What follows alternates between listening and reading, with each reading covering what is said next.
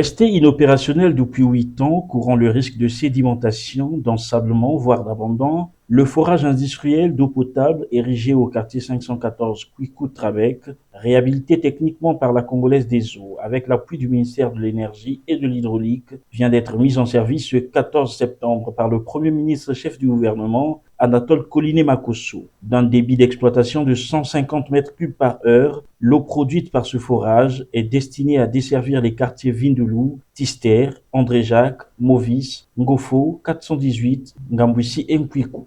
Cette infrastructure, sur la base d'une consommation spécifique de 60 litres par jour et par habitant pour une taille de ménage estimée à 10 habitants, pourra alimenter plus de 5 000 nouveaux ménages, soit l'équivalent de 50 000 habitants. La mise en service de ce forage permettra également d'alimenter plus de 1300 anciens abonnés devenus inactifs par l'insuffisance de production, ce qui correspond à une population de 13 000 habitants supplémentaires. À terme donc, le fonctionnement de ce forage permettra à près de 63 000 habitants de la ville de Pointe-Noire d'accéder à l'eau potable, améliorant ainsi leurs conditions de vie. Tel est l'impact social direct de ce forage industriel mis en service officiellement aujourd'hui. Pour permettre à l'eau de ce forage d'arriver dans les ménages, la Congolaise des Eaux a posé 9 361 mètres linéaires de canalisation, répartis ainsi qu'il suit: 12 mètres linéaires de canalisation en PVC DN200,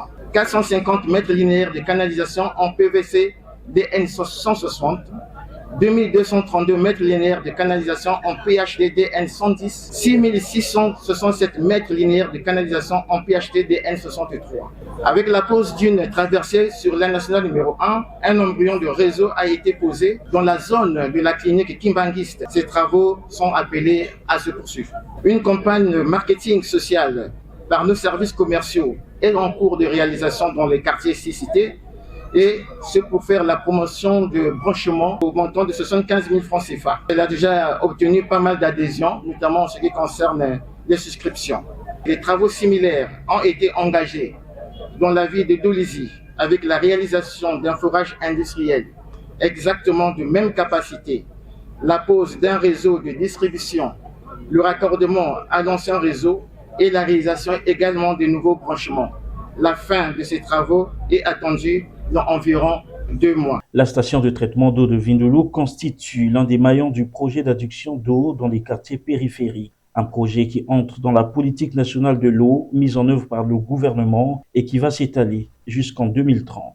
Les infrastructures que vous inaugurez aujourd'hui ont été réalisées dans le cadre d'un accord de prêt entre le Congo et la BADEA, prêt qui a permis la construction de nouveaux ouvrages, des réservoirs de stockage, des eaux de distribution et la réhabilitation de 4 forages existants. Les besoins en eau potable de la ville de Pointe-Noire vont aller croissant et c'est votre rôle, Monsieur le Premier ministre, d'instruire votre gouvernement d'anticiper la fourniture d'eau à cette population croissante. Et dans ce sens qu'en même temps que nous inaugurons cet ouvrage, se trouve en chantier à quelques mètres d'ici le projet Gamboussi en partenariat avec un partenaire suisse pour ajouter 20 000 branchements nouveaux pour 160 000 habitants de plus. Au-delà de ce projet Gamboussi, Monsieur le Premier ministre, il y a quelques mois, nous avons cherché autour de Pointe-Noire un point ou des points pour capter de l'eau suffisante pour assurer l'eau aux populations pendant 50 à 100 ans. Nous avons été sur le terrain, nous avons vérifié la Lomé, nous avons vérifié d'autres cours d'eau et notre choix s'est porté sur la rivière Ntombo qui est au nord-ouest de la ville de Pointe-Noire, au nord du pont de Bakwilo.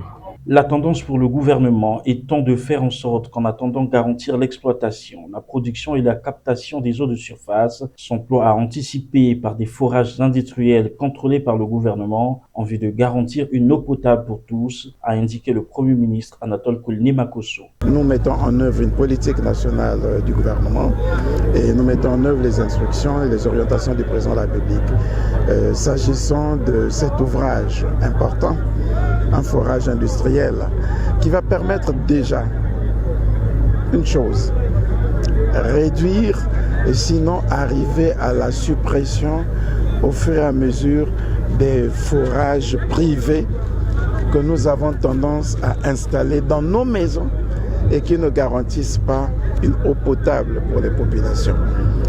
tant que nous le faisons à notre usage personnel, on comprendra. Mais si en même temps que nous avons installé un forage artisanal, un forage privé, et que nous nous substituons à la Congolaise des eaux, en créant des réseaux de distribution à d'autres ménages, le risque est grand, parce que c'est une eau qui n'est pas contrôlée. Il nous faut anticiper par des forages industriels contrôlés par le gouvernement et qui garantissent une eau potable pour tous. Ce forage industriel va permettre d'alimenter près de 5 000 ménages. Et si on tient compte que chaque ménage a un minimum de 10 personnes, nous avons donc 50 000 personnes qui vont bénéficier d'une eau pure dans notre pays. Et quand on parle de cette zone, c'est une zone que je connais très bien, qui n'a pas connu d'eau potable pendant des années.